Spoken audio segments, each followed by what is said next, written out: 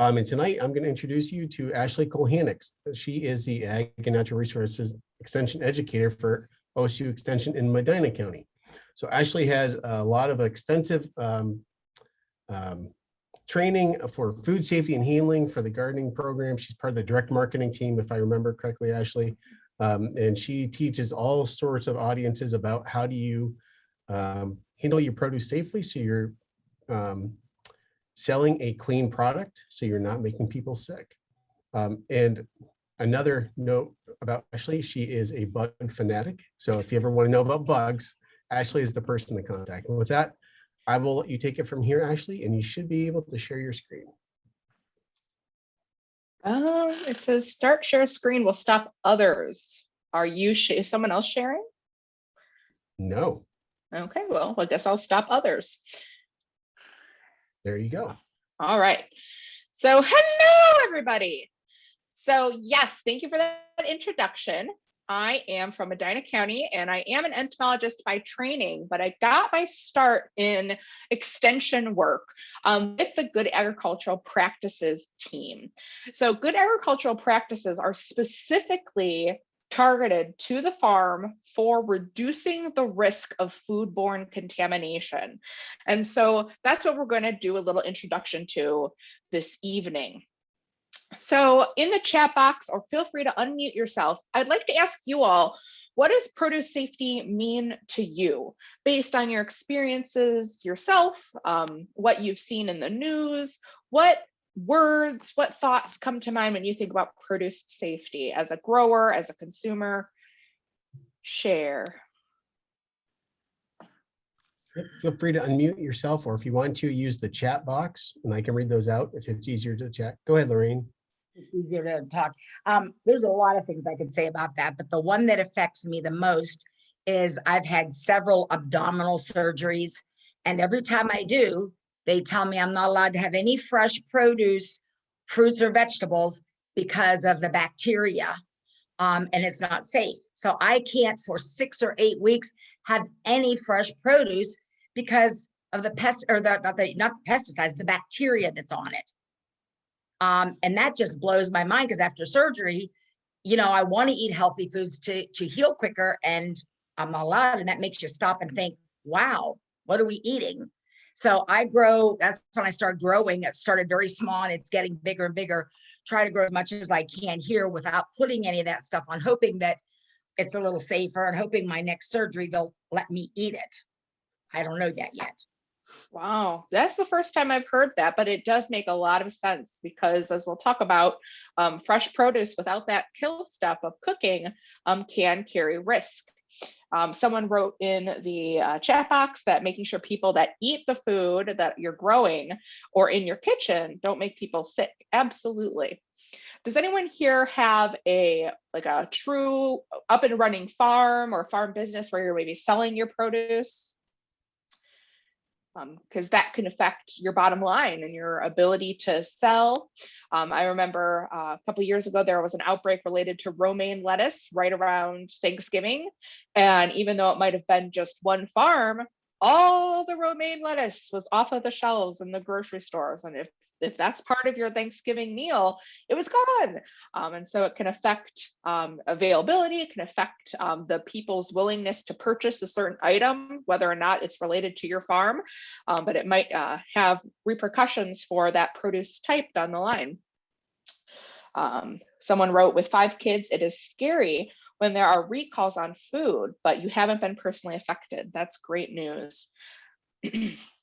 So absolutely, we know that produce safety is in the news. We hear about it. It can affect us down to a doctor's recommendation. It can be a little alarming because you think, did I eat romaine lettuce 2 days ago and now it's a recall? And so it is something that we're now putting forefront as we start growing produce. And a lot of growers and farmers, when this first started to become a really hot topic issue, started to feel like, why is it all about me? I'm growing a healthy product and I feel like you're making all these regulations about the farm. And I just want to share that everybody is responsible for ensuring safe produce throughout the food chain. So you're here at a garden-related, farm-related produce safety talk, but there are trainings for distributors, retailers, grocery stores, and our consumers through the OSU Extension Office. Particularly, we have the Family and Consumer Science program that teaches food safety, safe handling, safe cooking, safe canning practices. And so there are trainings for the whole food continuum. So I don't want anyone to feel like this is targeting farmers that are trying to grow produce for the world, for their neighbors, for their friends and family, and doing a good job of it. You just happen to be at the one focusing on farms and gardening today. So no one brought it up, but I will add that foodborne illnesses are costly. So we talked about our health, we talked about being a little concerned about providing a safe product, but it also costs money when we have an outbreak. There's costs associated with medical recovery, the cost of productivity lost because you're absent from work. And then of course, you can be very sick and possibly die from a very severe contamination on produce that makes you ill. And those have costs associated with them. And you may think back to the first time you heard about food safety, and it probably isn't related to produce. It was probably related to ground beef, chicken, or shellfish. So years ago, now a couple decades now, the predominant food safety concern that would have popped into your head is, did I cook that chicken enough? Did I cook my ground beef enough? And maybe I need to stay away from oysters or raw shellfish, because those were where we'd hear about getting foodborne illness, food poisoning from. But now we see that the data is sliding more towards produce. We did a great job of teaching people to cook their food properly and keep things safe on the meat side. And now we're working on produce. So this graph is showing you both outbreaks and illnesses. Outbreaks in the blue bar and illnesses in the orange dot. It takes only 2 illnesses to make an outbreak. So if 2 people get sick from the same source, it constitutes an outbreak. And you'll see that while produce is second in the number of outbreaks, it is first in the number of individual illnesses or cases that come out of those outbreaks. And so it is becoming the predominant food safety concern in our world. And there's a lot of different causes of those outbreaks. It could be a virus, a bacteria, a parasite, different causal organisms or germs. So the number 1 most common cause of foodborne illness is the norovirus. When you hear people say, I got the 24-hour flu or the stomach bug, Montezuma's revenge, this is usually vomiting and diarrhea for 24 to 48 hours and then poof, all better. Because it only lasts 24 hours, most people don't go to the doctor, they don't report it, but that is usually actually a foodborne illness, not the flu. And in fact, the real flu, influenza, is a respiratory illness, not a stomach gastrointestinal issue. And so norovirus is usually the cause of those short-term diarrhea episodes accompanied by vomiting.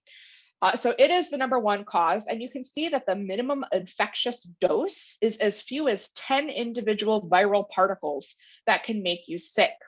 And then you can see some other common ones here, Salmonella and E. coli, which are very common and hopefully recognizable to you, as well as Listeria.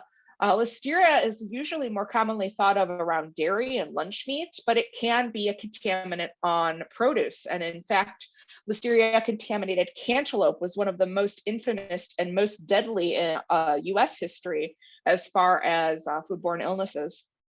And then also other viruses like hepatitis A, which is usually transmitted by one person to a food they're preparing. But again, as few as 10 individual particles can make you sick, or cells, and then it can be as light as vomiting and diarrhea, all the way up to things like kidney failure, liver issues, and death, because they can become serious. And many of these bacteria can release toxins that they themselves are producing. And while you might be on a medication that can kill the bacteria, you may not be able to necessarily rid yourself of the toxins they've produced, which can then cause further issues down the line. Another issue with foodborne contamination is that bacteria reproduces very quickly under optimum conditions, and that is warm, moist, and a food source. And think about where you're growing your produce. It's sunny, it's summer, you're watering, so there's moisture, and organic matter is a food source. And so the bacteria can reproduce successfully in our gardens and on our produce.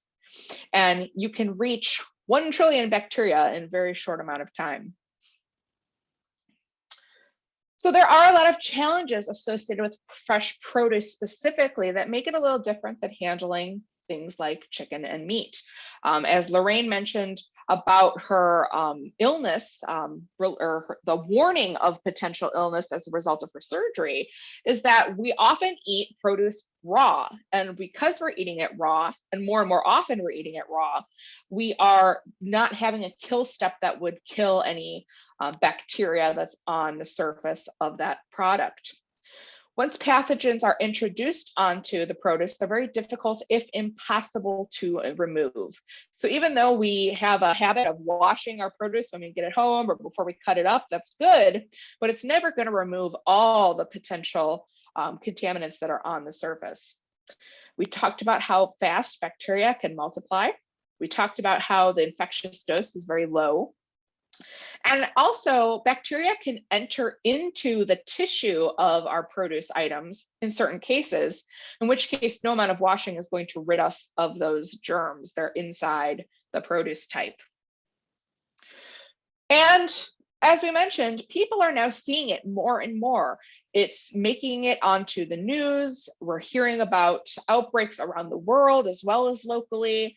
So it is in our faces. It gives us a little pause when we're going to the store. And maybe you don't eat sprouts anymore as a result of some of the outbreaks that have been reported. Or maybe you stopped eating cantaloupe for a little while after you heard about the listeria outbreak. And so that is definitely a factor now because we're hearing about it more and more. For those of you who are thinking about starting a business or you do have a farm business, also consider that there can be legal ramifications as someone who's selling produce into the food supply.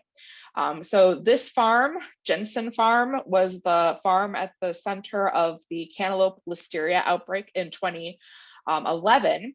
And then there were lawsuits brought against them. They were sued and they were facing a maximum of 6 years in jail, 1.5 million in fines. That's because over 33 people were made ill over 33 people died in addition to many people being ill from their cantaloupes that were contaminated. And so as a business owner, keeping in mind that doing food safety protocols and thinking about good agricultural practices before something bad happens can really save you a lot of headaches down the road. So it affects you because you are responsible for providing a safe product to the public. Buyers have heightened expectations of you. So as a local producer, whether it's just your garden and you're giving it to your friends, or you're going to a roadside stand or farmer's market, because it's local, people think it must be safer, it must be healthier because it hasn't traveled from another country. And so the expectations are often a little higher for our local growers. And it can affect your profitability, your bottom line, and your viability as a business owner.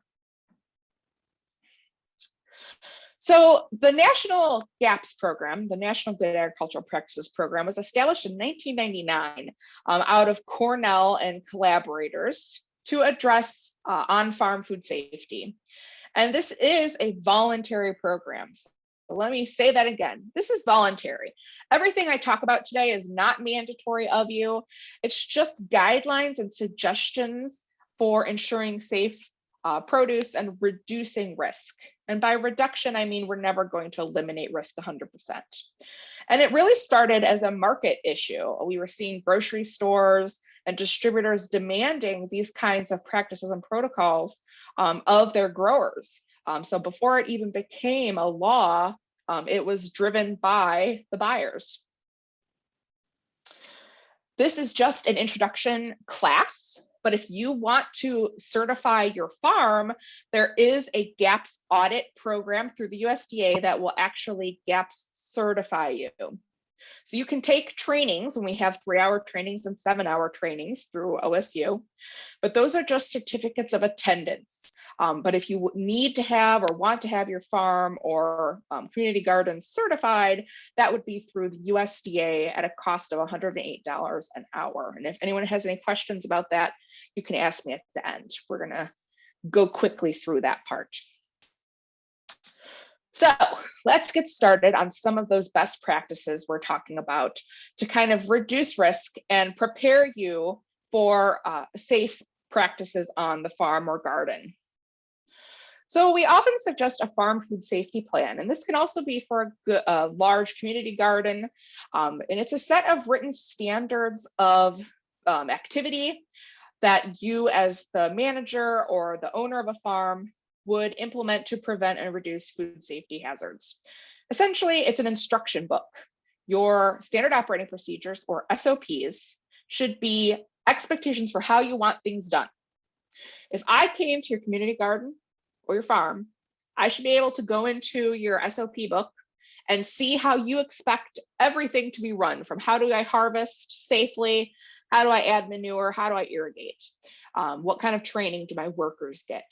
And that is one of the biggest things that an auditor looks at when they do an audit, is essentially your plan, your rule book for how your farm is to be run with food safety in mind. And it should include who's in charge, how it should be done, and what should be done. So as we go through, I might mention, this would be a record you'd want to keep, or a policy. For example, everyone has to wash their hands after they go to the bathroom. That's an easy policy to write, but it often needs to be written down in the food safety world, because if you don't write it down, you didn't do it. And so when we get to larger farms that do have to follow good agricultural practices, often they have very extensive farm plans because they have policies for everything. So it would have policies, records. So when did you add that manure? When did you last clean those bins out, or your pruners? And then some maps, which I'll show you next. So this can be done with a farm or a garden. I recommend to you all to go out and draw a map of your plot, your community garden with all its plots and the surrounding land, or your farm. And I want you to take a look at it and think, where could risk come from? So here I'm looking at a more traditional farm plot, but I see horses and cows uphill from my growing areas. I see a pile of stacked manure. I see a pond with a porta-john next to it. Type or unmute yourself and tell me where you see some of the potential risks to the produce.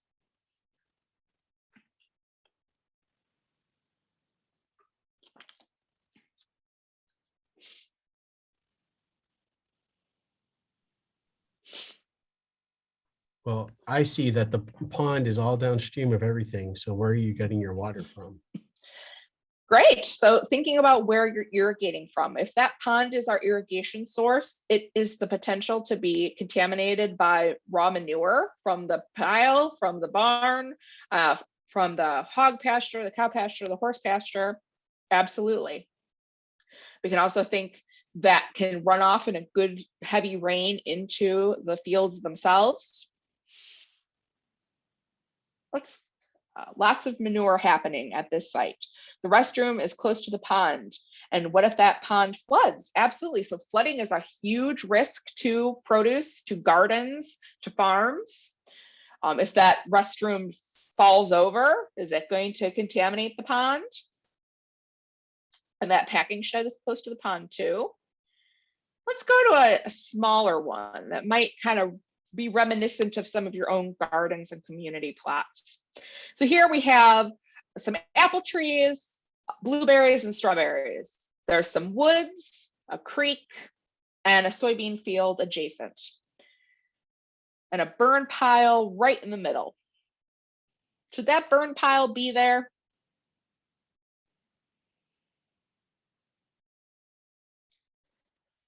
So someone wrote the road running nearby or right through the area. So absolutely, there could be a spill on the road. There could be oil leakage from vehicles. So that could pose a chemical produce safety hazard, absolutely.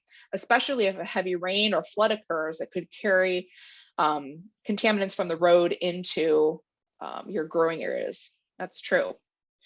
Here, that burn pile, you don't know what they're burning. Could it be something that would leach with a heavy rain into the strawberries, which are growing very close to the ground?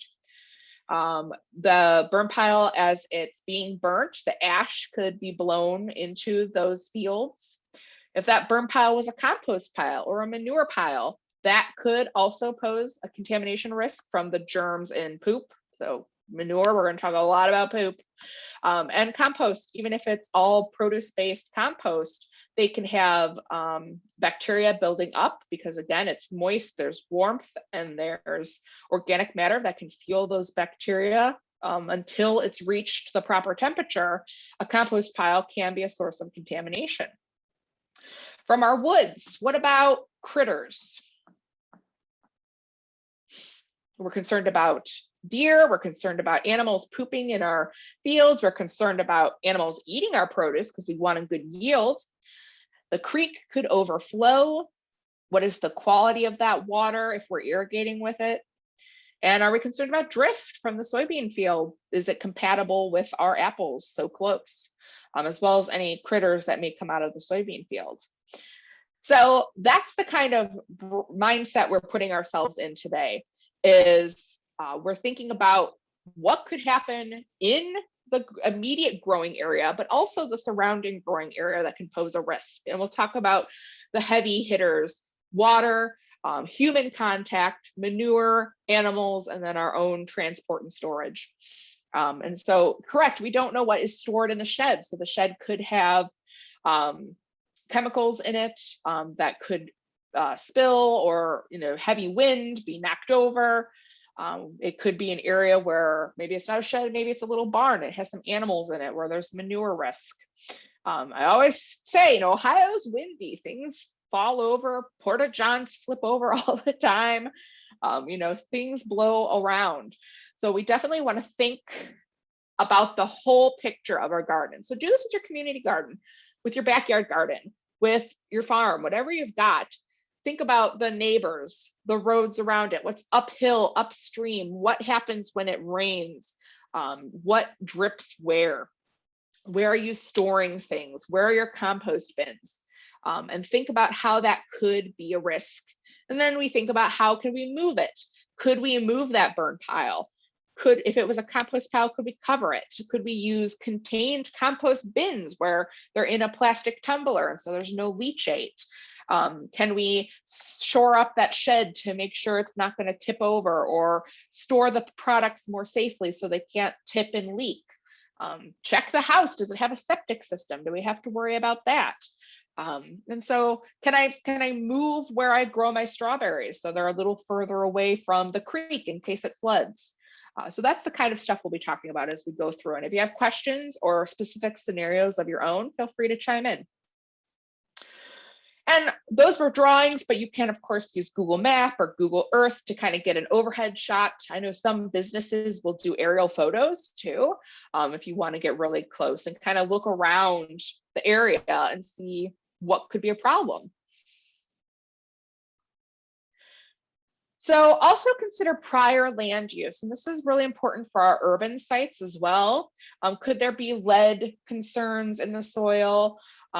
Think about, was this a pasture that had a lot of manure in it, and do you need to let that maybe sit a couple days before you plant in it or till it in, to make sure that you have a certain amount of days between planting and harvest, and what could potentially be a hazard from its history of use, especially as you use some of those community land bank areas.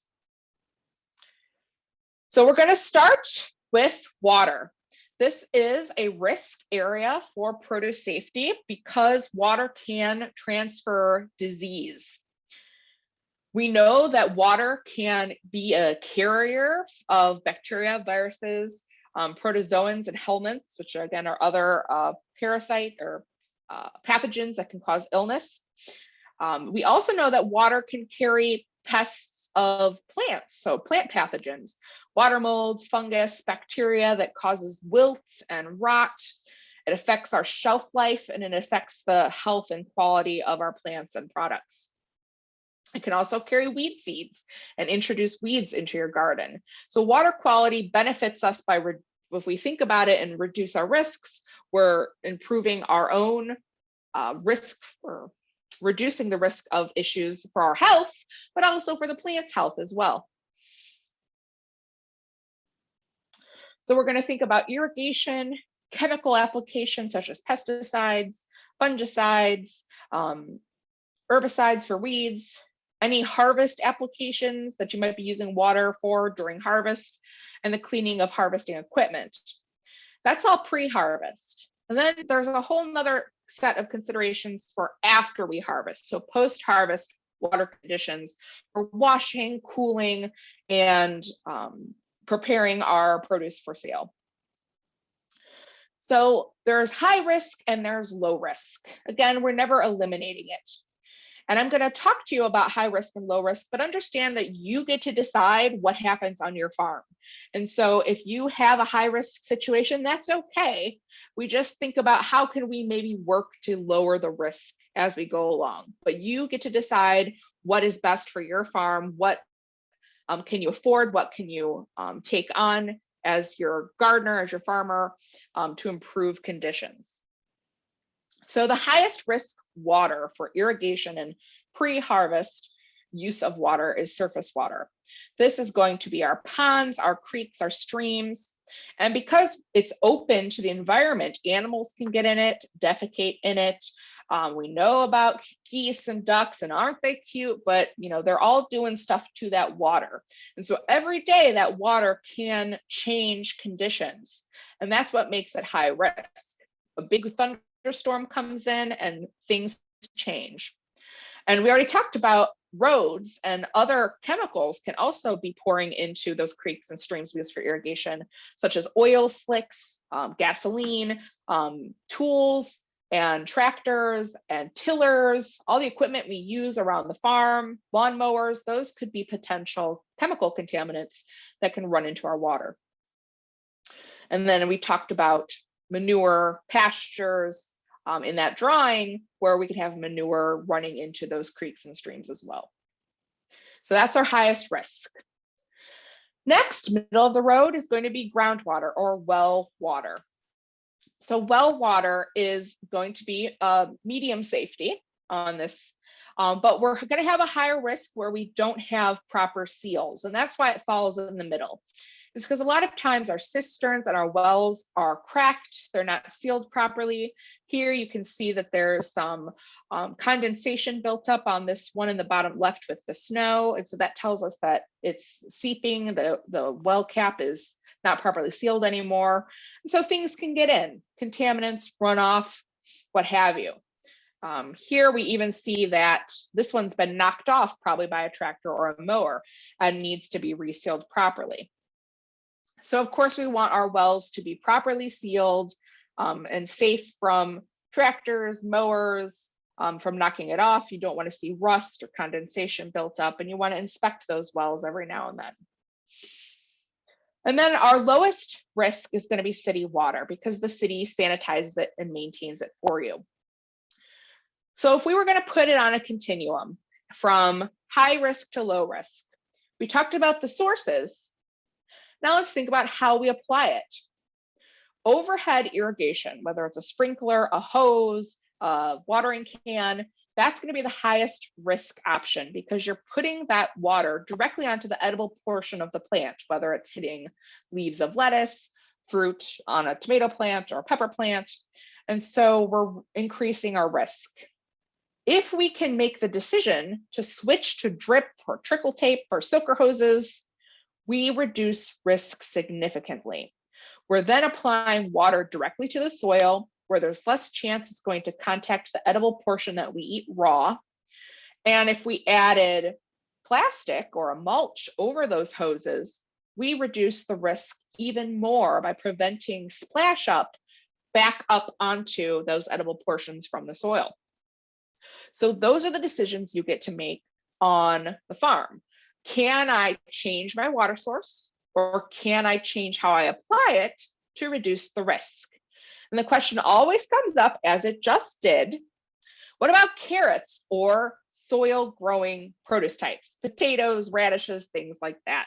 Unfortunately, they're just in it to win it. These produce types are touching the soil, which could have compost, could have manure, could have any water source.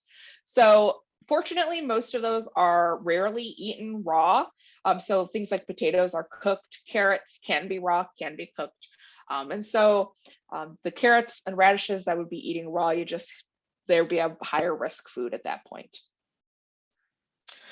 Down here, there's a quick mention about recycled water and hydroponics, and this actually should be kind of floating out on the side because we're not seeing as much research on this yet. Recycled water can be safe, but it can also get contaminated. If it has a fish system in it, if it's an aquaponic system with using fish manure to kind of give that nutrient broth to the floating plant cells, it can be a contamination risk. So sometimes it's fine, sometimes it's not. So if anybody has a hydroponic system, let me know, we can talk about it. So how do we maintain good water quality? So we know it's high risk and low risk, but at some point there's too high of a risk. And that's when the water quality has too much bacteria in it. And so we're usually talking about wells and surface water and testing it, because our city water is already tested and it's already treated, and you can ask your city water company for a test and they'll mail it to you, and you can keep that as a record. So again, there's your first record, is a water test that you keep in your binder, your food safety plan, if you're going to build one.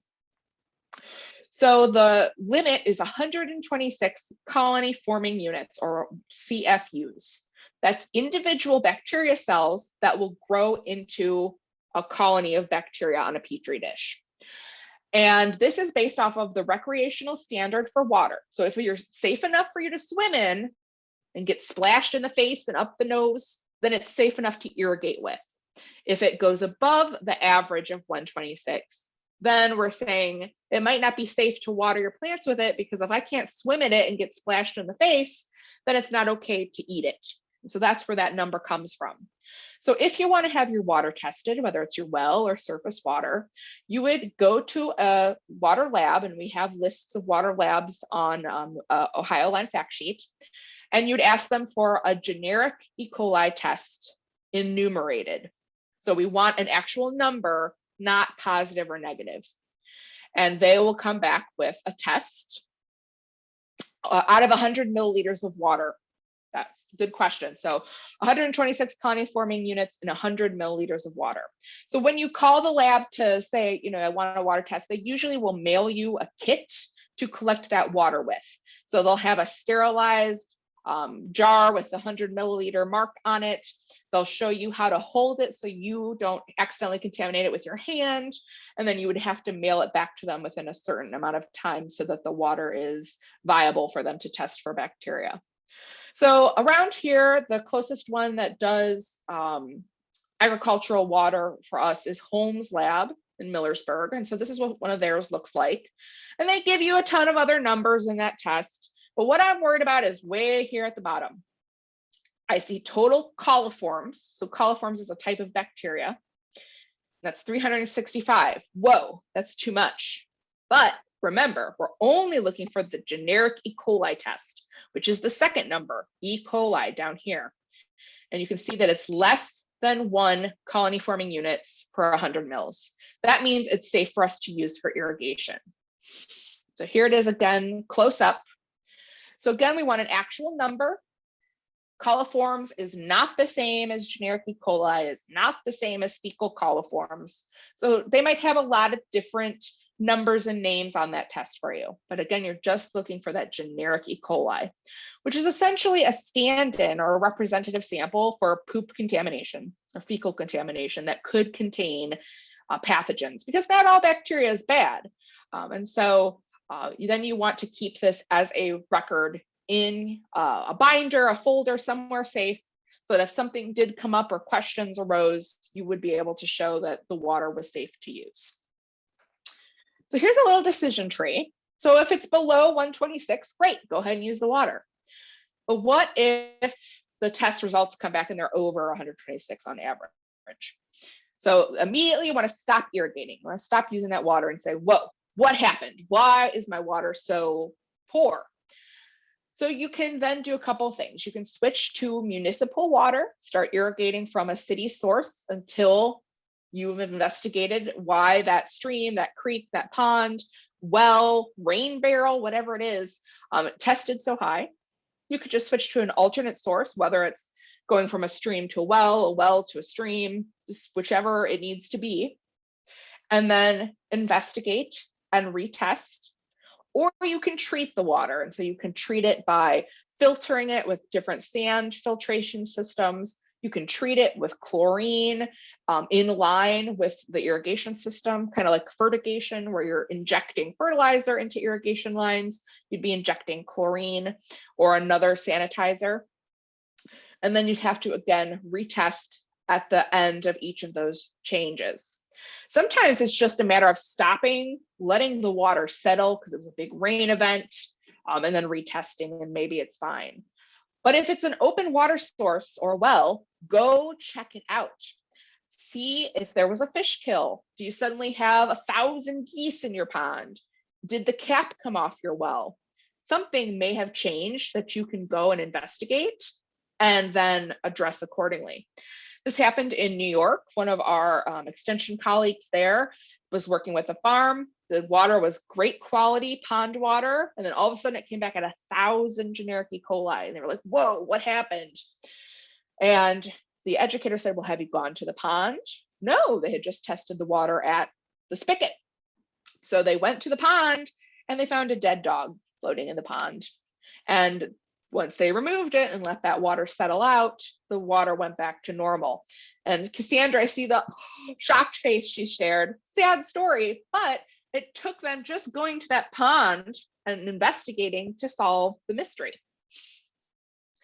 So we want to test our water annually for using city water. And that just involves calling, emailing, writing the city and saying, hey, send me a water test, and it'll come back 000, because it's drinking water. It's what we drink and bathe in. It has to be 0. Well water, once a growing season. So do it in spring. Don't do it in the middle of winter when you're not using it. And then surface water, it's recommended that you would test quarterly. And then what do we do if we have problems? Again, the best management practice is, hey, maybe switch to drip or trickle irrigation whenever possible, because we're increasing the risk with that overhead irrigation. And when we can, use the safest water or potable water if possible. Potable means drinkable. And then you can also water early in the morning so that those leaves dry out before you're out there handling them. And that's a safer practice as well.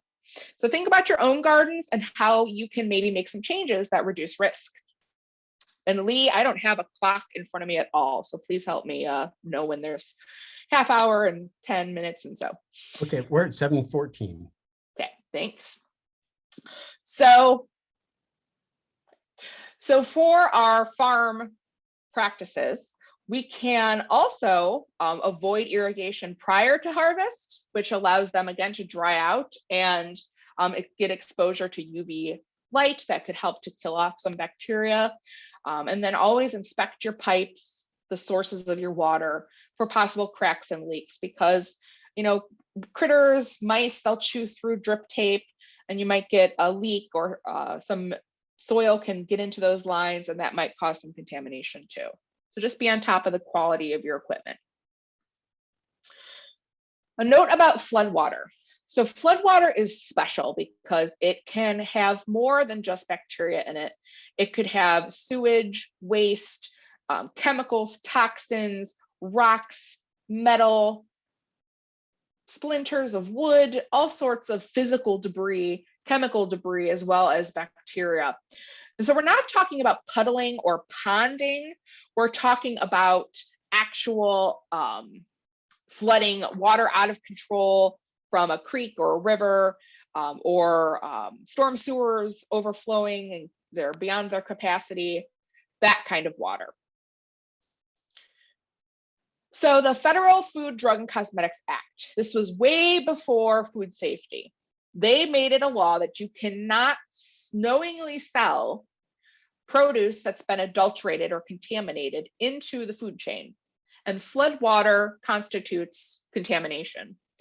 There is no legal, reasonable way to fix flood contaminated produce. So if it's been touched by floodwater, like this cantaloupe here on the bottom, it has to be thrown out. You can't sell it, you cannot can it, cook it, sauce it, it's gotta go. There's nothing I can do to stop you from eating it, but I wouldn't recommend it. So you can't sell it, you can't donate it, it cannot enter the food chain. Now that's if there's direct contact with the produce, that edible portion. Now let's say you go out there at 8 in the morning and it has flooded, but your tomatoes are on stakes up off the ground and there's 3 or 4 inches between the flood water and the tomato. What do you do? So technically there wasn't, quote, direct contact with the produce. So you could sell it if there was a kill step. So if you made it into a sauce or canned it. However, where was that floodwater at 6 a.m., at 4 a.m.? Because floodwaters recede.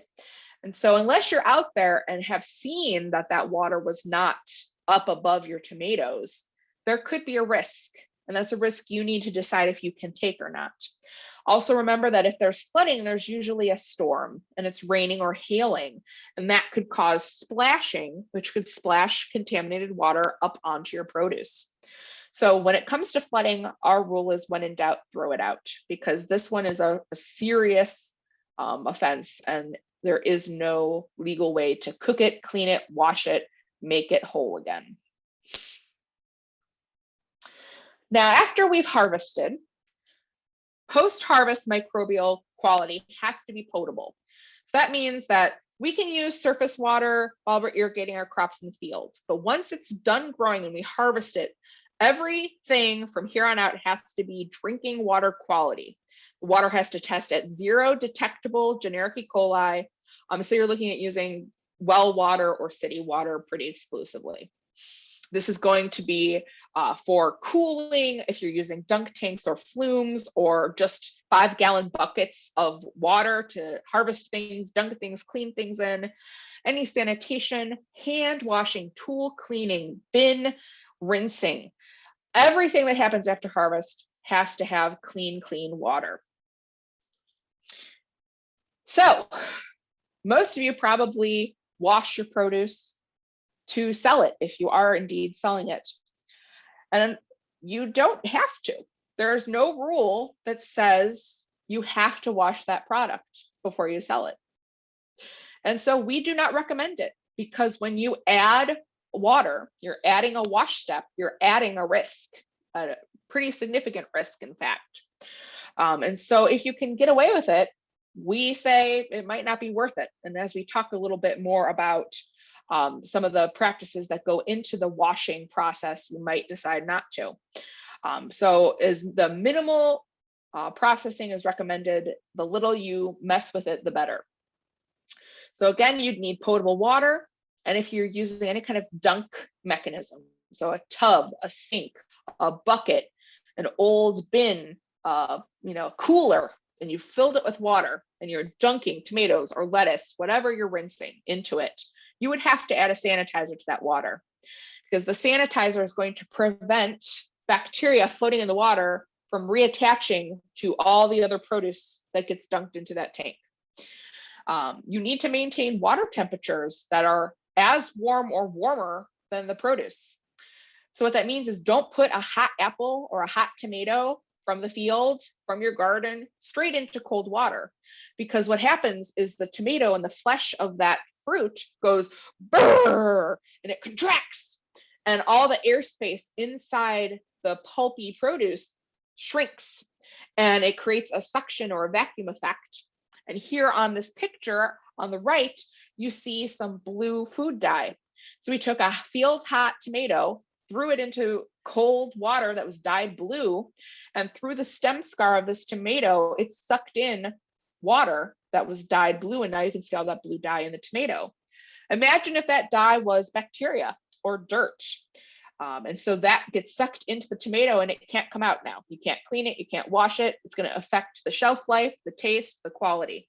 So this is actually a juice standard that was adopted by food safety standards because it affects the taste of the juice too when we're dealing with juice fruit. So we don't want that water to be very cold when we're dunking and full immersing those pieces of produce. You can choose to wait 4 hours for the stem scar to callus over before dunking as one option as well, but definitely we recommend having that water be warm. So if you're gonna dunk, and you have to add a sanitizer, that means now I have to figure out what sanitizer to use. So you have to use EPA registered products. They have to be labeled for food contact, which not every sanitizer is labeled for that. You're not going to find food contact on your Autumn Breeze bleach. You'd have to buy one that's labeled for food. You have to use the recommended rate on the label because everybody's going to be different. And then for especially bleach and peroxide products, you have to then get out a record keeping log and monitor the concentration you add, the pH of the water, the temperature of the water, the turbidity or how dirty it is. And then you can also use an oxidation reduction monitor, which tells you how much active chlorine or peroxide is floating around in the water. You can do this with test strips as well. And by this point, I usually get people fleeing, saying, I don't want to be a farmer anymore.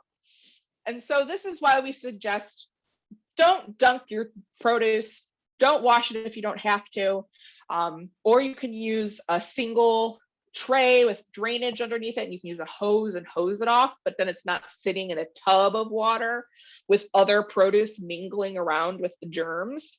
And so that's an option too. That's a little lower risk. So there are food grade bleaches. There's also products called Sanidate and Oxidate, which are very commonly found peroxide based food grade sanitizers for equipment and food contact. But again, a lot of record keeping has to be had to show that you've done it safely and you haven't inadvertently contaminated your produce with too high of a concentration of a product. Too much bleach in the water can also affect the color and flavor of your products as well. It can leave like a bleachy smell, especially to leafy greens. You can get that bleaching effect.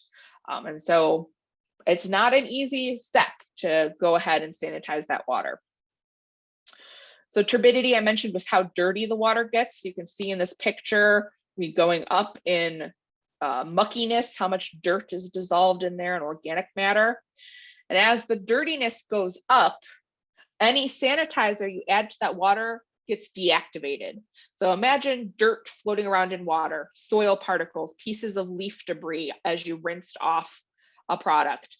Any free floating chlorine molecules will get stuck to that dirt. And now that chlorine is no longer available to kill bacteria because it's stuck to a piece of dirt, a piece of soil, a piece of leaf.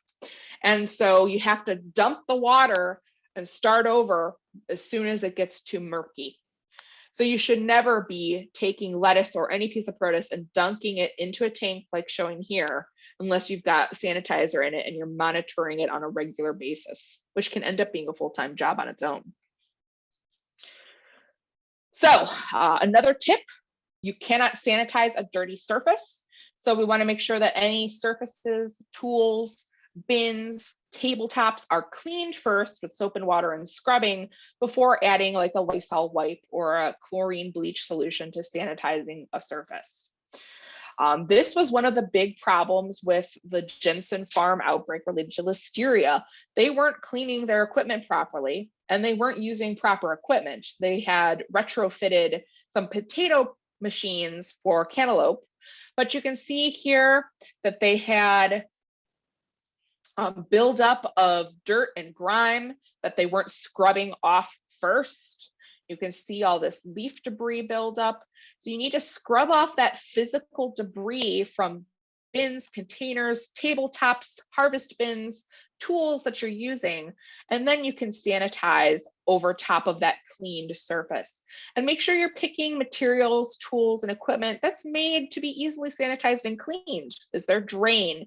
Is it a material that you can clean easily based on your time availability, your manpower, and your experience? So different harvest container considerations. Wood ones are cute, but they're porous and they're hard to clean. Don't reuse cardboard. Get fresh cardboard bins. But if you want to use cardboard or wood containers, we often recommend putting a liner in or a Ziploc bag that then you can just lift that product out and hand it to your customer. And then you can reuse that clean bin without it getting berry juice on it, for example. And even Rubbermaid and plastic containers have limitations because they can get scratched and scuffed. And those scratches in the plastic can be places where gunk can build up.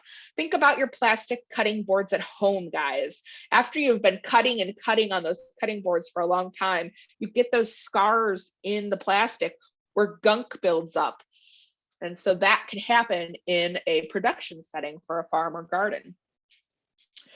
And then all this should be documented when we're thinking about a farm setting. You know, when did you sanitize? What did you use? How much did you use? Who did it?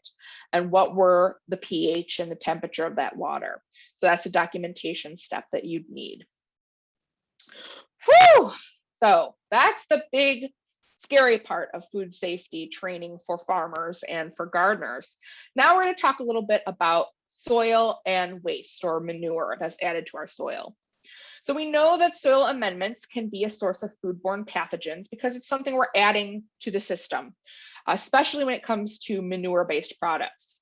We know that this can be a way that we can transfer germs directly into our growing environment, and then it could be contaminating our shoes and our clothes and our equipment. We know that human pathogens can survive in soil for extended periods of time. And so we know that germs that are in our manure that we apply to our gardens can survive in that soil as well. So we're talking about raw animal manure, plant manure, which could include a cover crop or vegetative scraps. We're also talking about composted materials, and there's also meals, vermicompost, and teas. So let's look at that risk level again. Highest risk is going to be raw animal manure and aged animal manure. I don't care if that horse manure has sat there for 20 years. It hasn't been properly composted. And so it is still as risky as raw manure.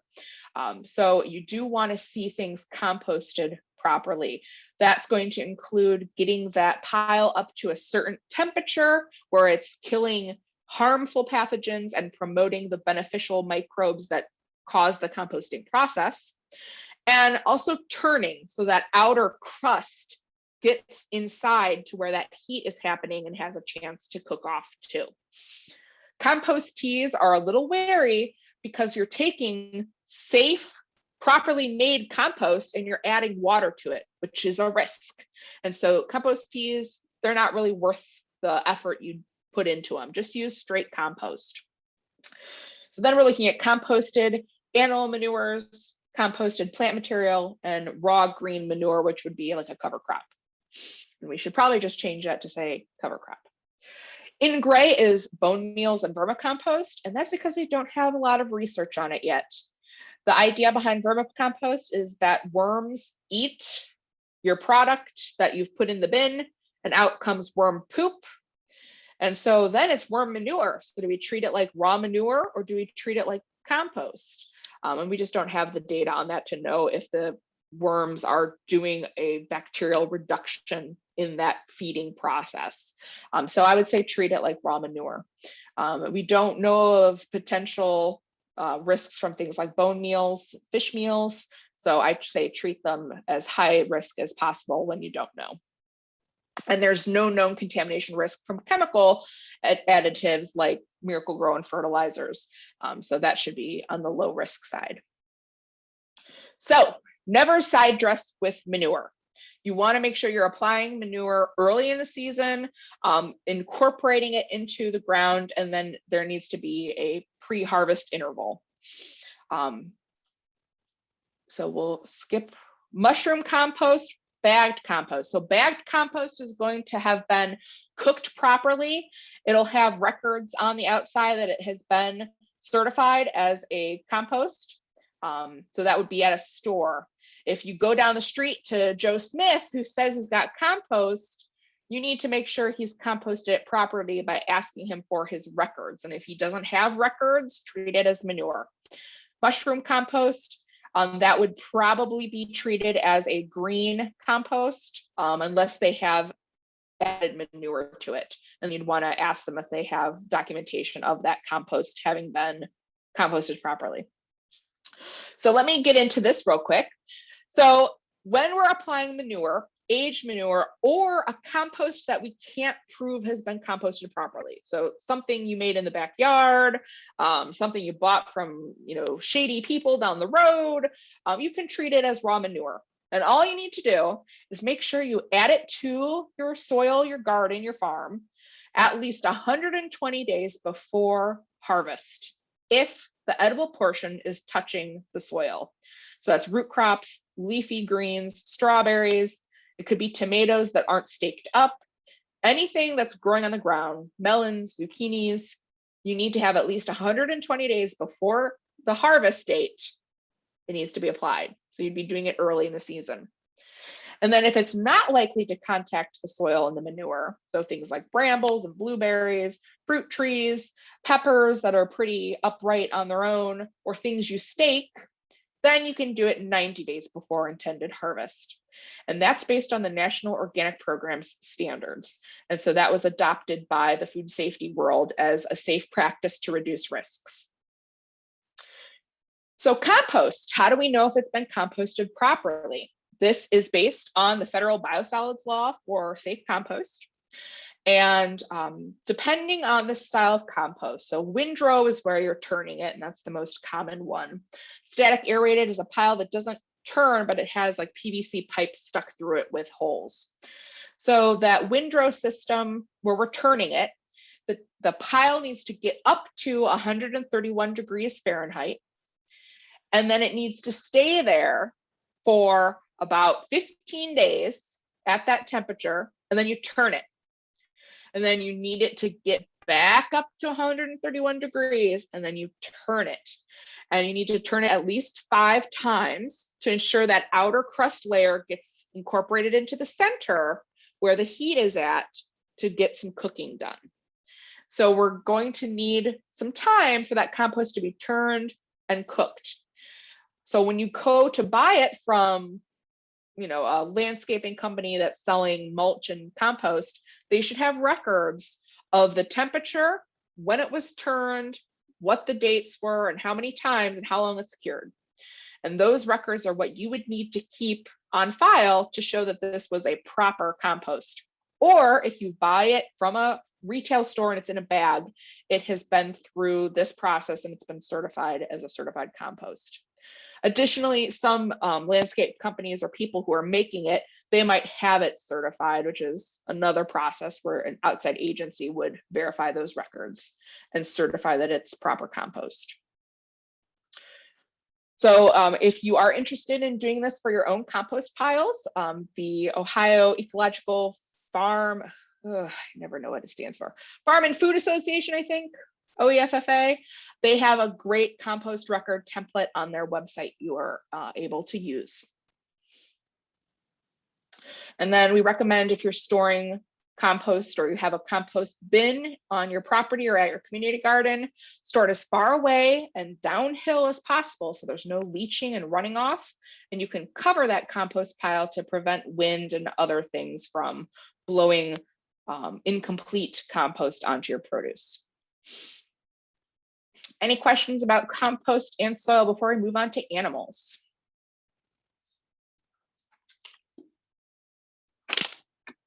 All right, so animals, wildlife. This includes deer, coyotes, rabbits, birds, raccoons, rodents, and also domestic animals. We're worried about livestock, cats, dogs, rabbits, horses, chickens, everybody.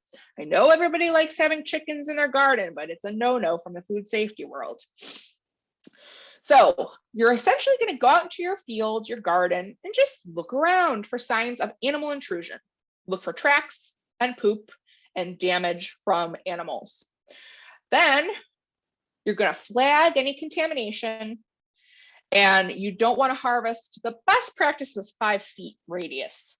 That's hard for gardens, and that's hard for small farms. So that's a lot of production area.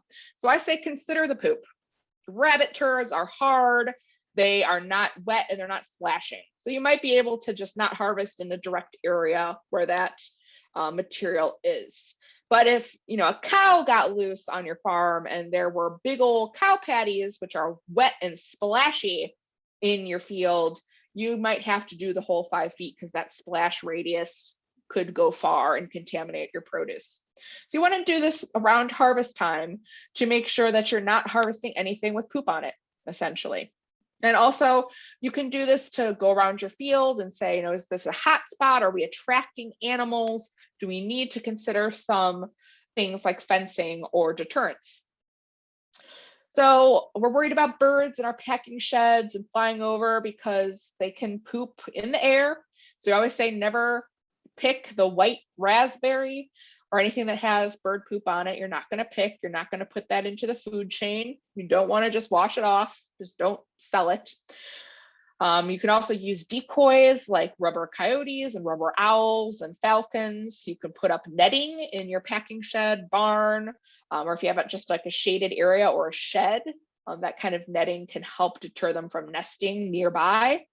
There's mylar tape and different kinds of scary noisemakers that you can use, but we all know these don't always work.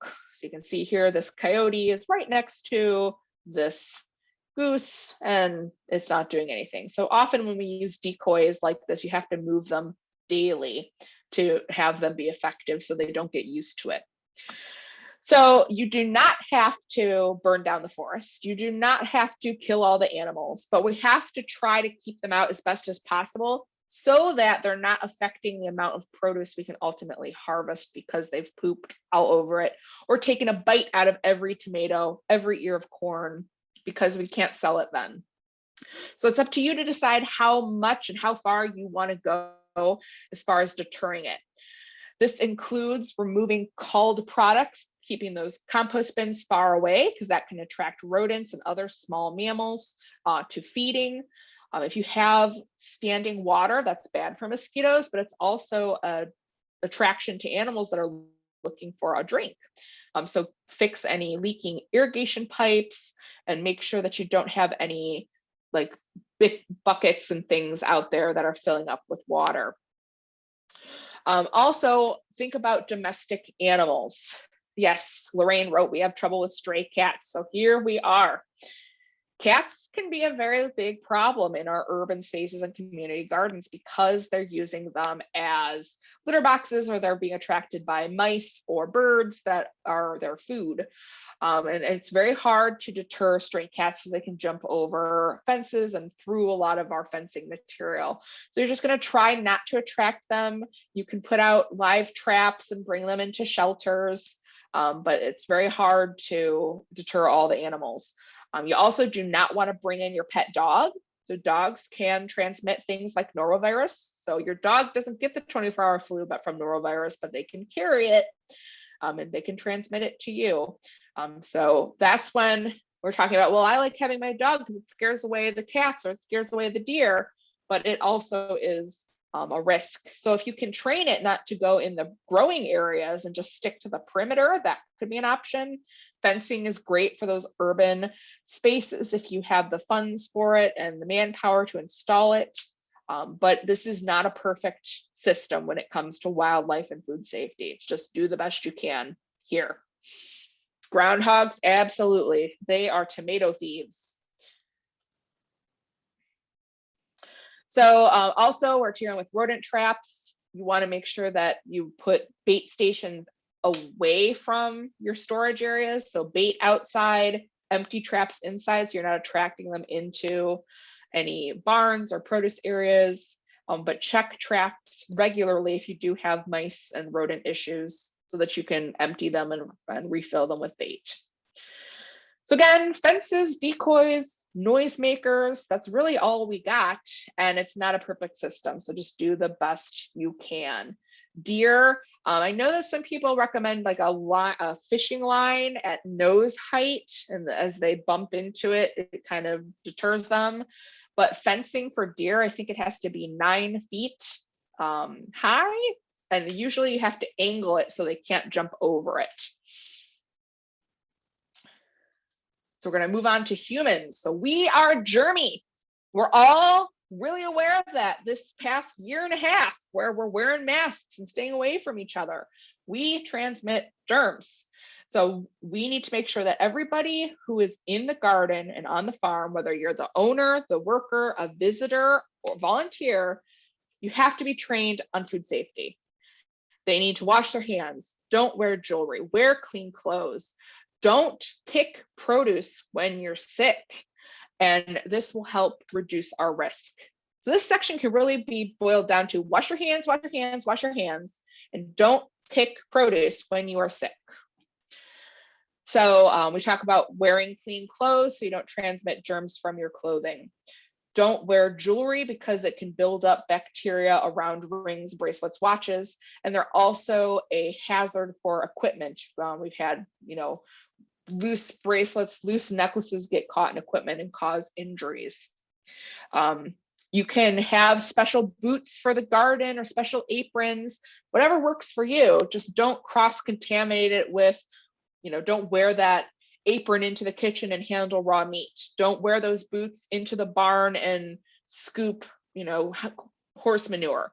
You want to make sure that if you have special clothing for special tasks, not to cross-contaminate them. Otherwise, just wear clean clothes when you're picking up your harvesting. Hand washing. There are germs afoot. So this is my hands, my fingerprints in this Petri dish. So I went and I worked in the soil, then I put my fingers on this Petri dish, which is a nutrient jello that grows bacteria. And you can see fungus, you can see bacteria. Now, not all of that is necessarily germs that cause illness. There's good bacteria in soil, there's good fungus in soil. But look at all of that my hand grew from just being out in the garden. So then you want to wash your hands. Get them wet first, add soap, scrub, because you want friction in between the fingers, behind the knuckles, around the wrists, then rinse with clean water and dry with a single-use towel. We don't recommend using cloth towels more than once when we're dealing with produce because it can transfer germs back and forth between employees. If it's just you in your house, whatever. But paper towels are the better bet, or a cloth drying towel that you put in the hamper and use only once. So that's going to be for our bigger farms.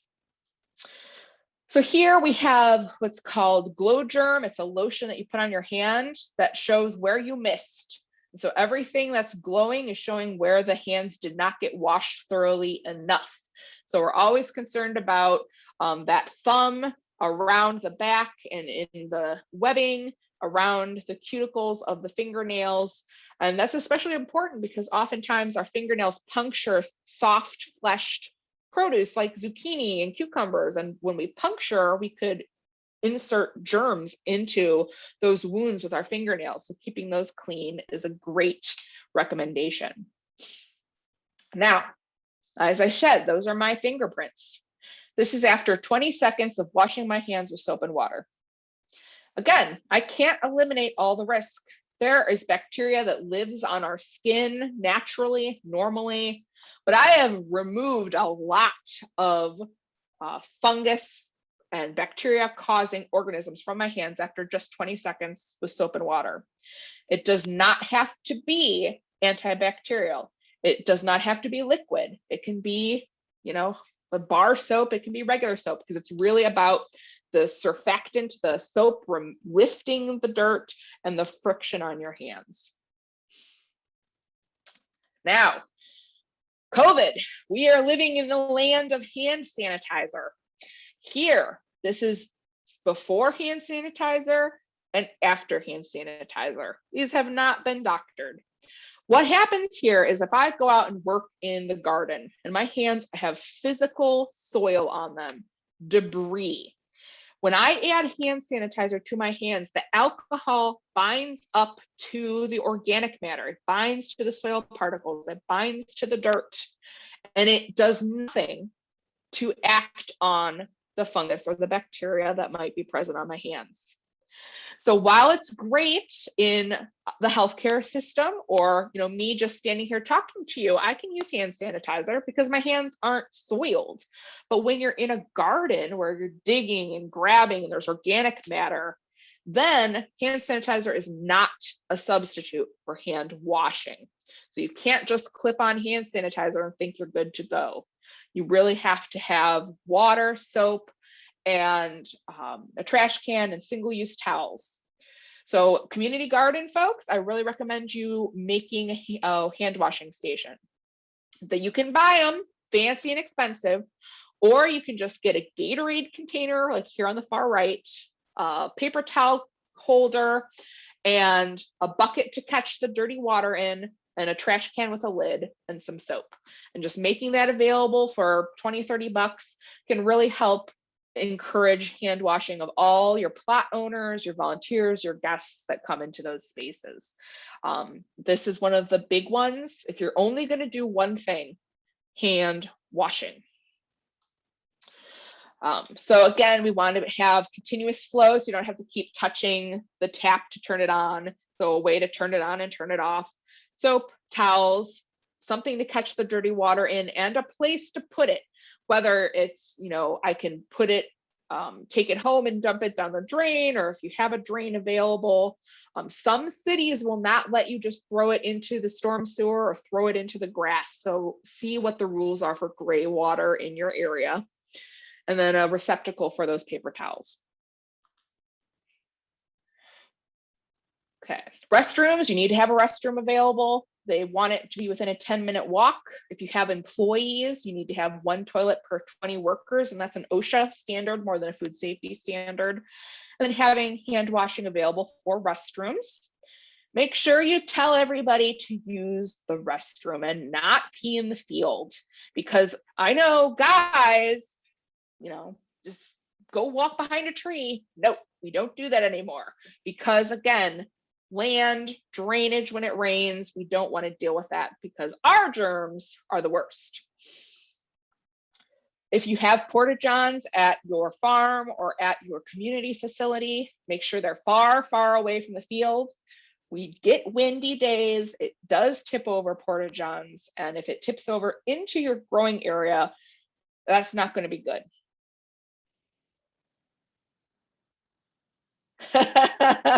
Yes, Lee, your son in particular.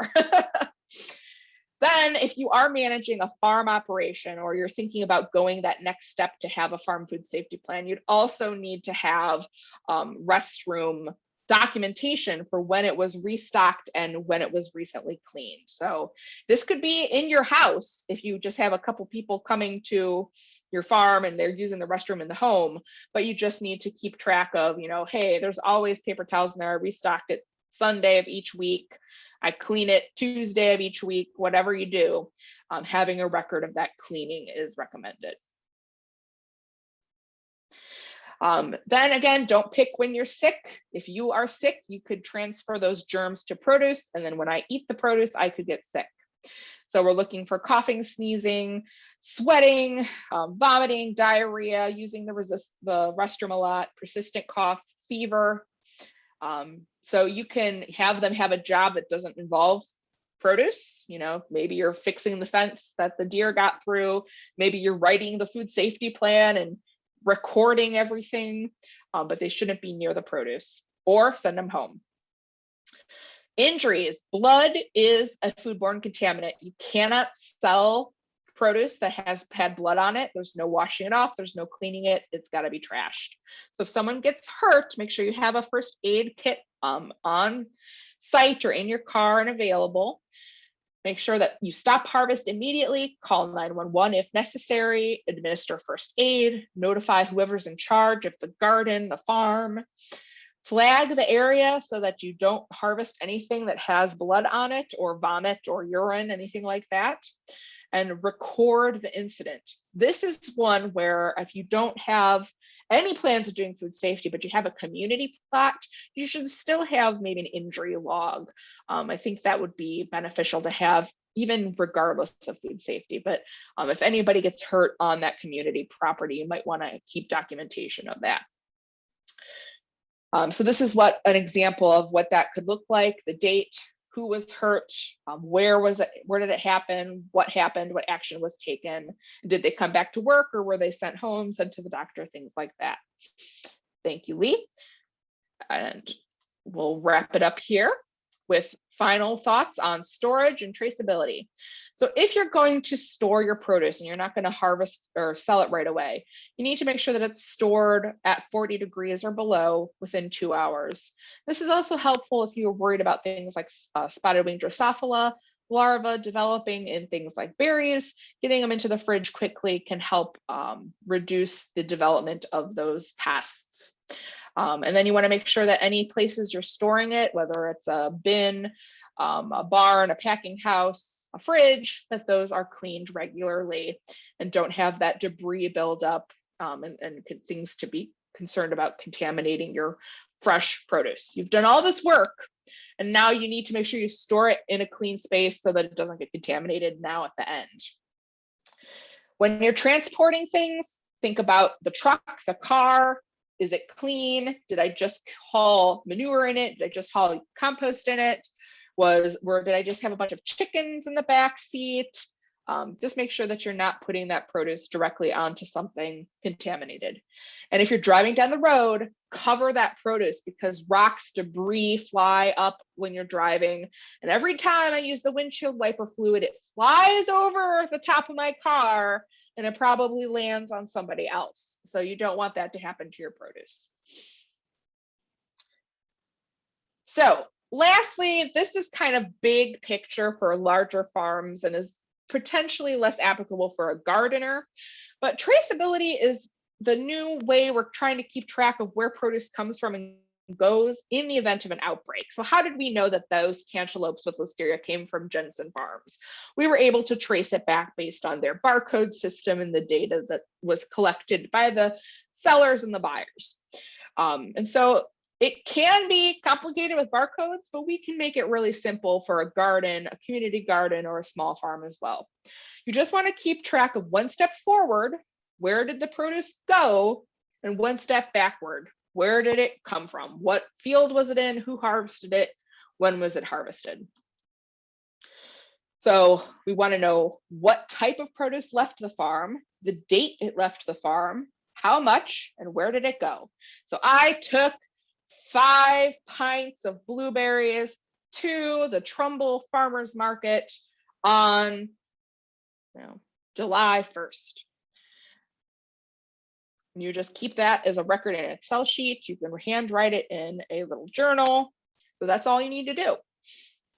And then one step back was I harvested blueberries and the date you harvested them from my blueberry patch. But think about a larger farm. If they've got 10 fields scattered around the county, you might have to keep track of which field it came from, what address it came from, and then who harvested the product if you have multiple teams of employees or volunteers harvesting. Otherwise, it was me. So I mentioned that there's ways of doing this with barcoding systems, but you can do it with a little journal as well. So if this is, this could be fields or these could be plots, 4x4, 4x8 community garden plots. You can give them a number or a letter. And so the date of harvest, the field, what was harvested, sweet corn. You could even go so far as to put the variety down just for your own information. How much was harvested? Any problems? So did we see poop? Did we see deer intrusion? Did they nibble on the corn cobs? Did you have to do anything? Like we threw away a couple that were bitten into, no big deal. Who harvested it? And then if there's someone in charge of the crew, they might want to sign that. Then you could take this information and you can make a sticker or a label on the box. You could just hand write it on the bin, the date it was harvested, the location. This was from our OSU Fremont Research Station. And then it was from field, HE. Crop harvested, we used 1. This is our first crop. Okay, we'll give it the number 01. And then they added the variety just for their own record, because this was from a sweet corn trial where they're trialing different flavor varieties of corn. And so they put these labels on to track, when was it the sweetest? What did people like? Early harvest, late harvest, what variety? And so they used it to trace back for that purpose, but it can be really helpful for you for food safety purposes as well. So whatever makes sense for your garden, your plot, your farm is what you do. There's no rule about how that gets done. So I'm going to stop there. We won't talk about mock recalls unless someone's really serious about food safety. But in general, what we're worried about is just thinking about ways we can reduce risks that may be present in the best way we have for our budget, our manpower, and our comfort level. So I hope it's helpful to you. I had to find my mute button. Thank you, Ashley. You're welcome. Very, very informative. I did have one question, and I will allow other people, if you have questions, put it in the chat box, or if you want to find your unmute button, go ahead and do that. In the meantime, I have a question. If you are applying manure or you notice that there is, say, deer poop below your tomato plant, but it is not yet flowering, so there is no contamination possible to the fruit if you're able to remove that poop. So what do you do then? So this gets back to the risk level you're willing to take. So we do know from research that contaminants can enter produce through the flower. So this has been documented in peppers. And so there is concern that if bacteria made it onto the stamen and that really center part of that flower, it could end up inside the produce. This was based on a study where they actually painted it on with a paintbrush.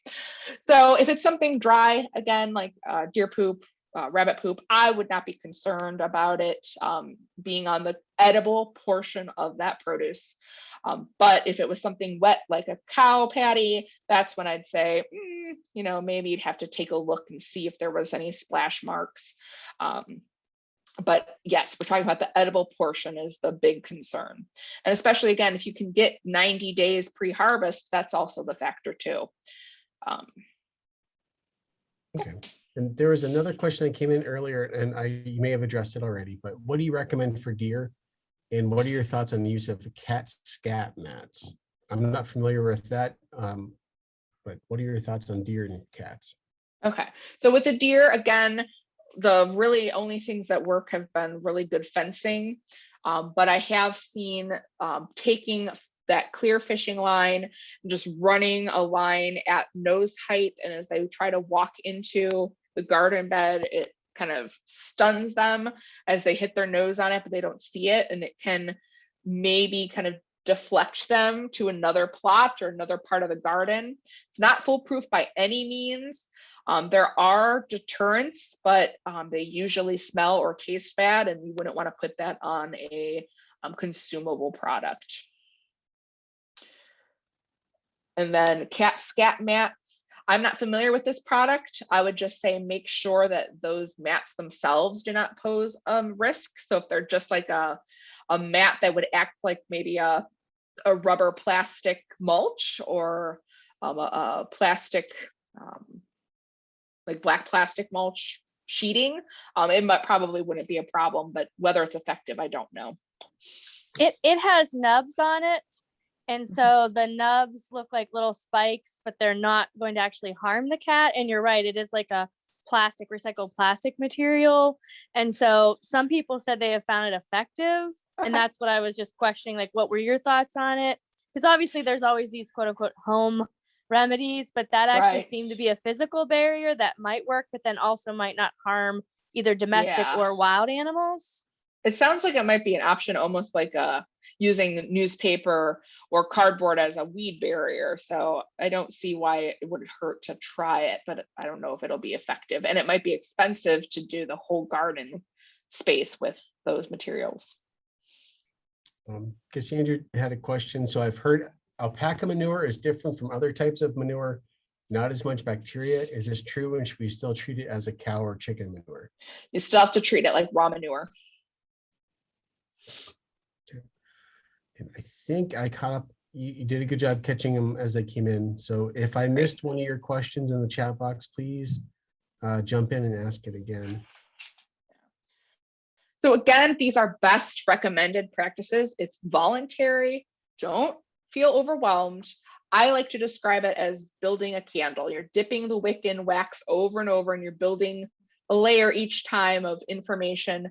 And that's the same way you're going to implement it. Pick one thing that you can make a change in your garden, your community place, or your farm, and do that.